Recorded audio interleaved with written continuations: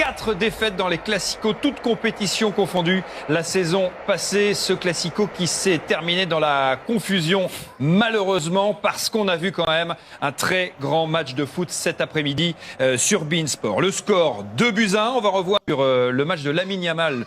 C'est le duel tant attendu cette saison et sans doute pour les saisons à venir dans ce championnat d'Espagne et même au niveau européen. Le duel entre Lamine Yamal et Kylian Mbappé, remporté sans doute aujourd'hui par le Français. L'ombre de lui-même, voilà ce qu'on a titré après la prestation de Yamal. Oui, parce que après cette frappe-là, après il a beaucoup joué sur les passes pour ses partenaires, mais pas de 1 contre 1. Parce qu'on a l'habitude, quand vous faites les déclarations qu'il avait fait maladroitement peut-être avant la rencontre, il fallait faire la différence, il fallait passer de 1 contre 1, il fallait provoquer. Il manquait de puissance, il manquait de vitesse vraiment dans son jeu. Il a beaucoup joué sur les passes. Et sur un classico, le Barça avait besoin de lui pour faire la différence de 1 contre 1 comme Kylian Mbappé a fait. Oui, le Français a pris vraiment l'avantage sur ce match-là. Est-ce que vous l'avez senti éventuellement amoindri par ses douleurs, ses blessures au pubis qu'il a contracté ces dernières semaines, Louisa? Ben ça, c'est difficile de le juger parce qu'on n'a pas tous les tenants et les aboutissants. On ne connaît pas la préparation de match de Lamine Yamal, dans quel état il a abordé ce match-là. Mais quoi qu'il en soit, il est certain que ça n'a pas été le même. Notamment, on a vu dans le 1 contre 1, dans la percussion, dans le dribble, dans le changement d'appui, changement de rythme. Après, il est vrai qu'en face de lui, il avait un sacré joueur, un sacré client aussi. Il faut souligner aussi le match de Carreras qui a été très performant. On l'avait vu déjà la saison dernière avec le Benfica, face à cette équipe du FC Barcelone et face à Lamine Yamal où il avait quand même bien pris aussi. Donc voilà, ça a été un Lamine Yamal différent. Il s'est aussi adapté à ce que lui proposait Carreras. On l'a vu quand même pas mal réussir ses passes intérieures, créant le premier décalage. Mais là où on l'attend, c'est dans le 1 contre 1, dans la finition, dans le dernier geste. Et aujourd'hui, on l'a très peu vu. C'est trop peu pour un joueur de sa classe et de son talent. Je ne veux pas en rien le condamner parce que ce garçon-là m'a tellement donné du plaisir, tellement fait montrer par cette qualité technique qu'il a en lui, par ces gestes qu'il a dans la vitesse, dans la prise de balle. Je veux pas, tu vois, je pense qu'on va lui laisser un peu le temps, qu'il revienne, qu'il redevienne. On ne critique pas, on constate.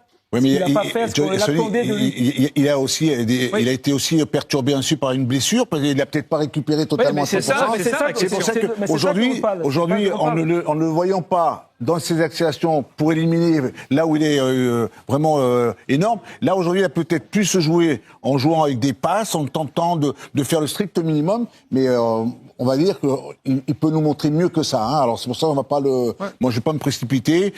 Toi, si j'avais entre Vinicius et Lamine, j'ai Vinicius, je suis en train de le revoir. Je retrouver, regardez les stats, voilà. Louis, je vous interromps, pardon. 2 tirs seulement pour Yamal, contre 5 pour Kylian Mbappé, 1 but pour le Français. Le Français bien plus efficace, bien sûr. Alors évidemment, il ne joue pas au même poste, 78 ballons touchés quand même par Yamal. Un pourcentage de passes réussies autour de 80%, ce qui n'est pas forcément mauvais, mais c'est vrai qu'il n'a pas été présent là où on l'attend et là où le Barça a besoin de lui, c'est-à-dire faire la décision et provoquer. On regarde les passes, il a réussi pas mal de passes, on a parlé avec Lisa, il a eu de bonnes passes, mais est-ce qu'on attendait vraiment la différence, faire la différence de l'un contre un, d'aller provoquer, il n'a pas fait, le peu de fois qu'il a essayé, il n'est pas passé. Est-ce qu'effectivement, on saura peut-être demain, est-ce qu'il est blessé ou pas, il a joué ce match touché ou pas? C'est ce que j'aimerais sur Lamine Yamal.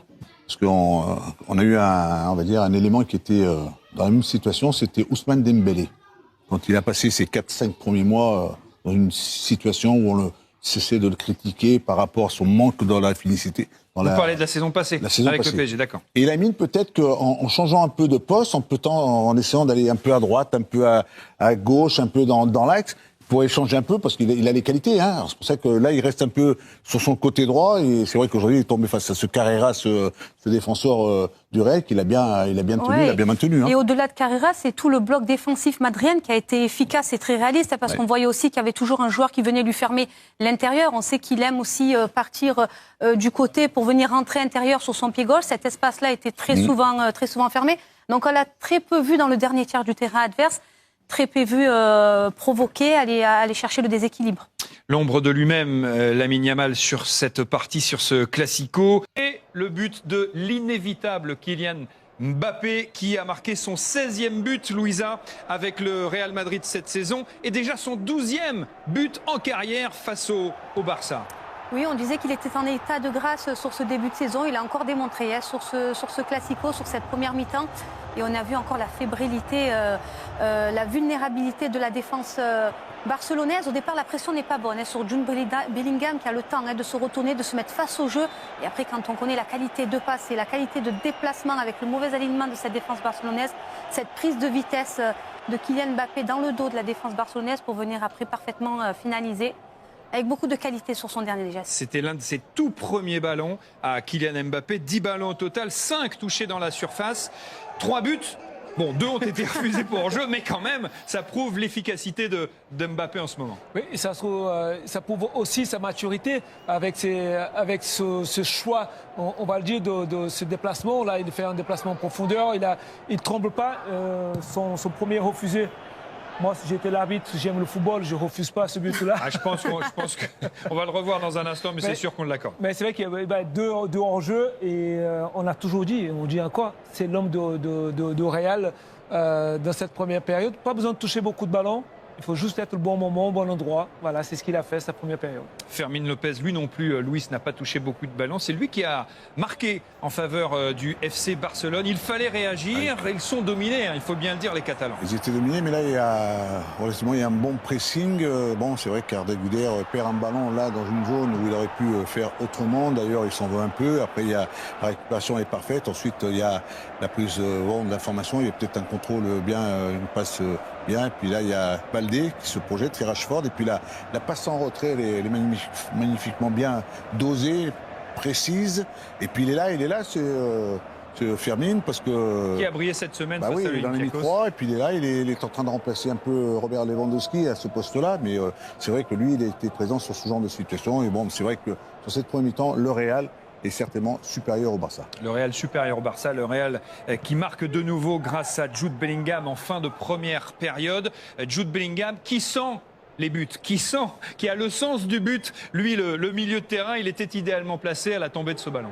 Oui, parce ça nous fait penser à sa première saison avec le Real, avec ce super travail de Vinicius qui va centrer au bout de course, la remise de Militão. Et là, regardez, il est tout seul. Il est à l'endroit où il va tomber le ballon, il est là, tout le monde va vers le premier poteau, lui il reste au deuxième. Voilà, la classe totale. Regardez, tout le monde va au ballon, lui il est là, le ballon il vient sur lui, voilà, il appelle le ballon, comme sa première saison. C'est son deuxième but, coup sur coup. C'est un garçon qu'il faut... Il a marqué contre la Juve en Ligue des Champions. Se dire que Jude revient, Jude a été arrêté, Jude a eu des problèmes physiques. Il n'a pas pu être pris en sélection avec les Anglais. Il est resté se faire soigner, il est resté pour avoir un traitement. Et Xabi Alonso avec son staff l'ont remis petit à petit. Puis je pense que dans cette position-là, Jude déjà il y a 2 ans, nous en avait mis quelques-uns. Puis je crois qu'il sent bien. Tu sais, c'est le cas. Alors, on va revoir son but en palette, Louisa. Ouais. Et ce qu'on constate aussi, c'est que certes, Jude Bellingham sent bien les coups, comme le dit Luis, mais que tous les joueurs du Barça sont attirés par le ballon. Oui, on a beaucoup parlé de cette défense inquiétante, notamment sur sa ligne de hors-jeu, sur son piège de hors-jeu qui s'active très peu cette saison. Mais on peut parler aussi d'une défense inquiétante sur une mauvaise gestion des centres. Et souvent, ils sont pris sur ces centres de par un mauvais marquage parce qu'on est absorbé, asphyxié par le ballon et on oublie ce qui se passe dans le dos. Salam les amoureux du football, j'espère que vous allez tous bien. Bienvenue dans notre chaîne Les détails du football. Dans cette chaîne, nous parlons que des football. Donc si le football vous intéresse, donc n'oubliez pas de vous abonner et activer la cloche de notification pour ne rater aucune de nos prochaines publications. Les gars, vidéo d'aujourd'hui, nous allons parler sur le Classico qui a terminé tantôt entre le FC Barcelone et le Real Madrid. Le Real Madrid a gagné aujourd'hui le FC Barcelone par la marque de 2 buts à 1, but de Kylian Mbappé et de Jude Bellingham. Du côté du Barça, but de Fermín López. Voilà les gars, on a vu le premier mi-temps, le FC Barcelone a beaucoup souffert pour poser le ballon là parce que les Madrilènes ont mis beaucoup de pressing sur le porteur barcelonais, ce qui a causé beaucoup de problèmes au FC Barcelone. La première période, de même on a vu Lamine Yamal face à Queiroz Pour la première mi-temps, Lamine Yamal a resté soumis, les gars. Lamine Yamal n'a rien vu dans la première mi-temps. C'était un match très très compliqué pour Lamine Yamal avec des supporters qui l'harcèlent aussi partout par là. Donc c'était un match très très compliqué pour Lamine Yamal aujourd'hui au Santiago Bernabéu. Nous allons parler d'abord du carton rouge de Pedri González. Vraiment, pour moi, ce carton est vraiment mérité pour Pedri González parce qu'il a fait. Nous allons parler sur le match du FC Barcelone et le Real Madrid, le Classico d'aujourd'hui, les gars. Le Real Madrid a gagné 2 buts à 1. 1 but